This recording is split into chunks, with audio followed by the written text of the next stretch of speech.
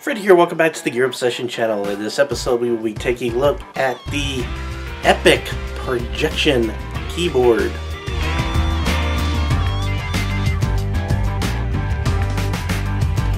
Yes, your eyes are working. I held this up and called it a keyboard. Look at the size of this thing. I can hide it in my hand. I can conceal carry a keyboard. Ain't that insane? Now, you may ask yourself, what's going on there, how does it work, and all that stuff. And just hold on a minute. I wanted to sort of justify this first. And before I justify it, I want to give you the price, because you're going to be, holy crap. So, when this thing, well, I know a couple of months ago this was selling for $150, and then it went on sale for $100, you know, 99 bucks.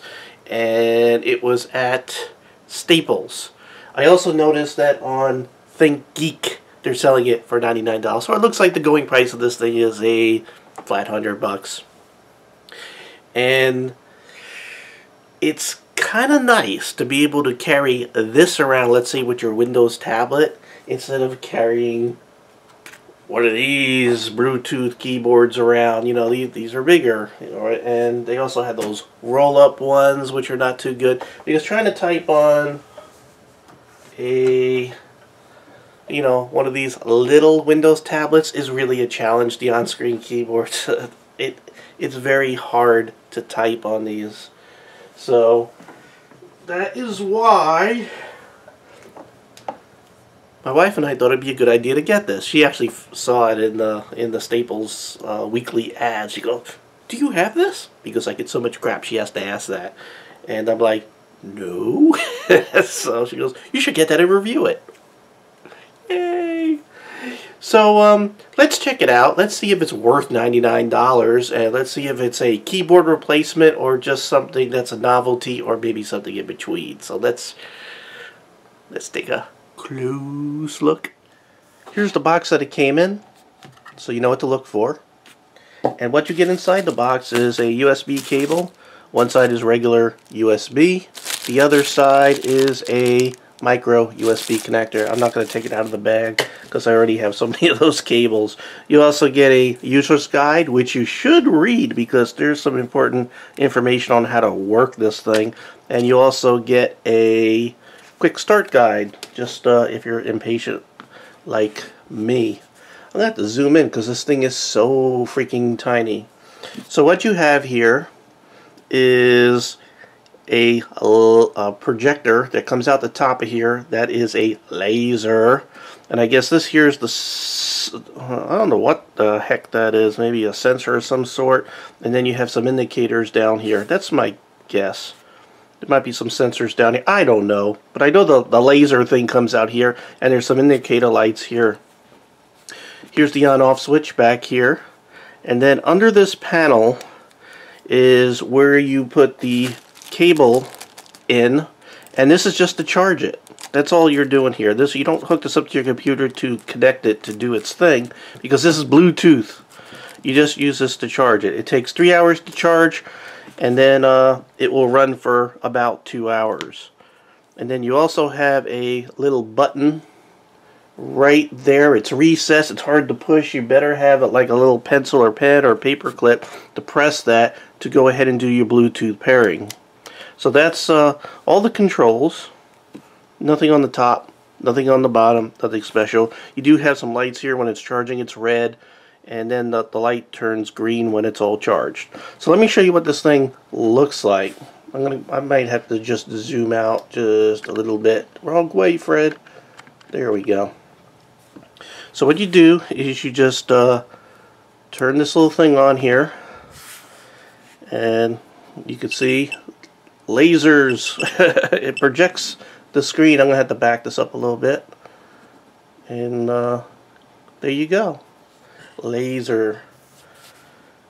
And the way that this works is, now I have a lot of light on in here, and if I were to turn off these lights, which I will here shortly, it would look a lot better. And it also will vary in the brightness and how clear it looks based on the surface that you used. For instance, white paper is probably better.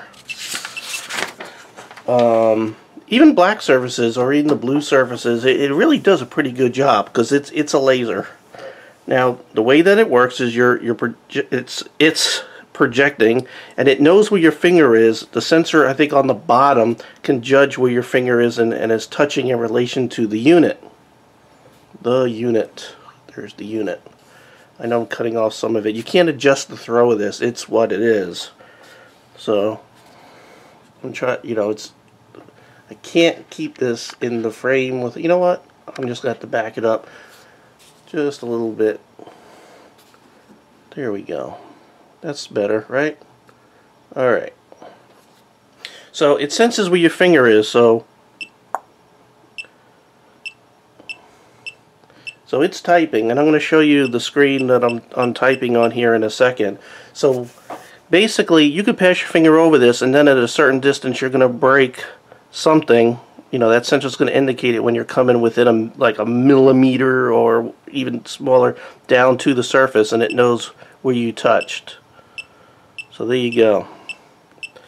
I'm going to go ahead. I'm like typing stuff on my keyboard here. Alrighty then. So the I'm going to stop there because what I'm going to do now is I'm going to go ahead and cut over to my Dell Venue tablet and make it so you can sort of see that and this keyboard at the same time, so you can actually see how it looks when you type. Okay, I set this up to try to get everything into the frame here. So here's the tablet. This thing is Bluetooth connected to the tablet and should act as a keyboard. So I'm going to go ahead and type something real quick as fast as my skills can take me. I practiced with this maybe a total of 10 minutes over the last week.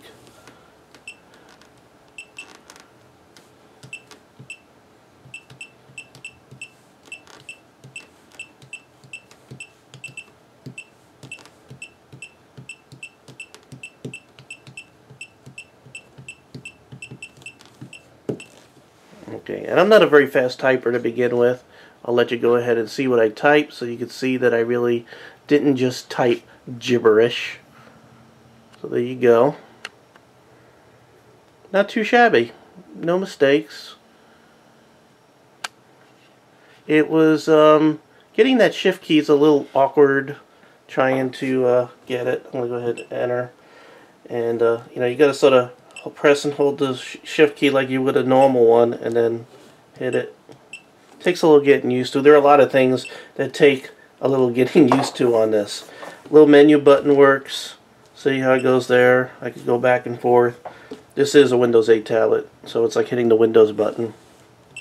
Now there's some other things about this. There's a function key, so I can hit function, and then well, I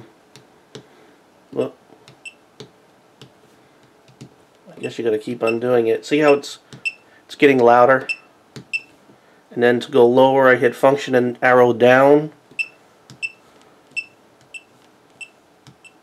And you're gonna find that ping ping is annoying as heck, especially if you're around people.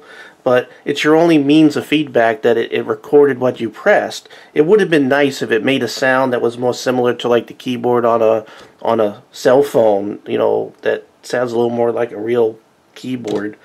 Other things is function and then the left or right arrow, and that makes this projection screen a little brighter or a little dimmer. It's already all the way up. I can dim it. You can see it getting dimmer. And I can brighten it up. You got to keep on doing that. Now another neat thing about this, and I didn't even know it did this, is this could be a mouse too. Now what you have to do is you have to hit,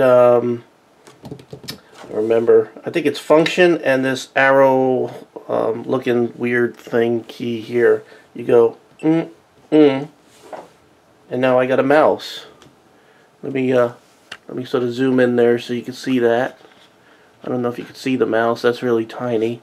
We'll go ahead and zoom in as much as we can, and I'll go ahead and move that around.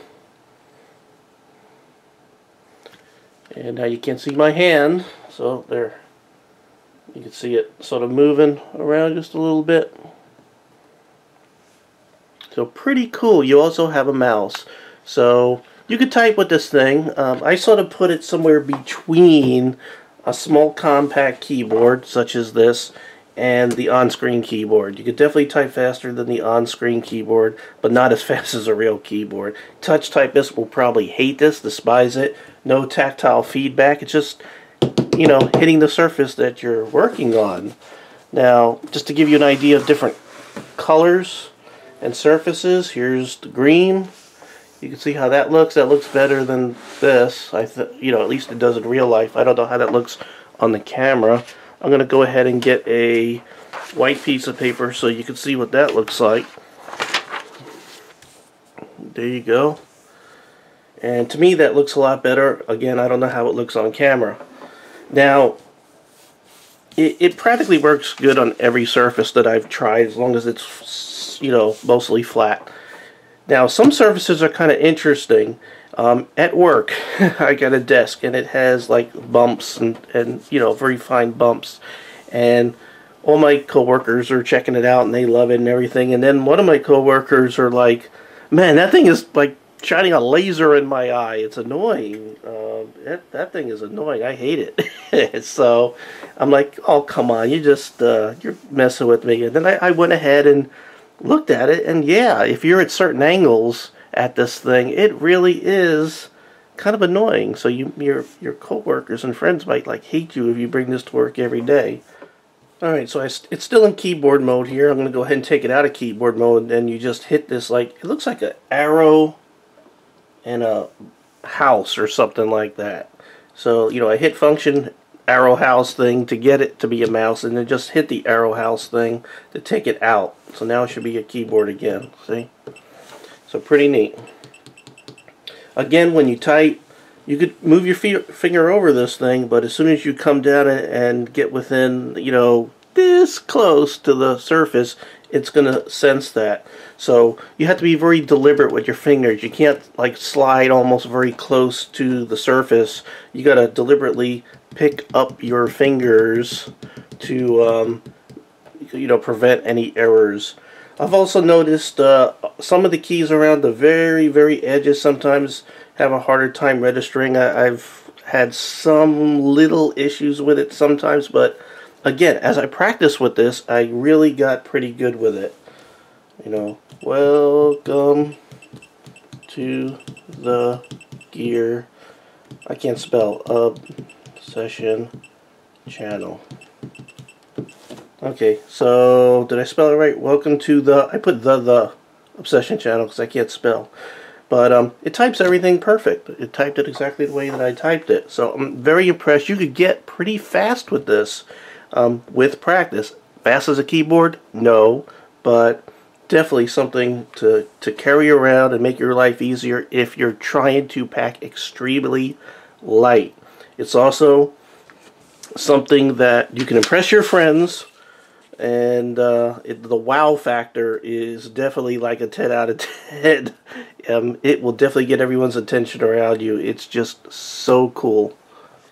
It's really hard to put a rating on this because people are going to approach this with totally different objectives. But for what it is, which is a portable keyboard to carry around with maybe a small tablet, you could use it with your cell phone, although some people probably better with their cell phone keyboards than this because people go thumb crazy. Could even work with, I think, the PS3. Anything that can take a Bluetooth keyboard, that's what this looks like to the device. So it's, for me, I think it's perfect with a small keyboard. Or it's perfect with this small tablet. So to give it a rating, I'm going to hit it for number one, the annoying beep beep beep beep, instead of some sort of keyboard sound that just doesn't rake on your nerves. And you know, I want the feedback because again, no tactile feedback, but I don't want an annoying sound with no option for some other sound, for the love of Pete. And the other thing is that the Bluetooth pairing button in there. It's so recessed and under this door, it's hard to get to. I can understand they don't want you to accidentally hit it, but that's annoying. I gotta find a paper clip or something to get in there and press that button to get it to pair. Is kind of annoying. So I'm gonna give this, but it gets some credibility back because it is cutting edge and the wow factor. It's really cool, and if you're a geek like me, this is a must get. So I'm gonna give this a 8 out of 10. Okay, well, thank you very much for joining me here at the Gear Obsession channel. I really appreciate every friend, viewer, subscriber, and you, and I hope you have a great weekend. Take care.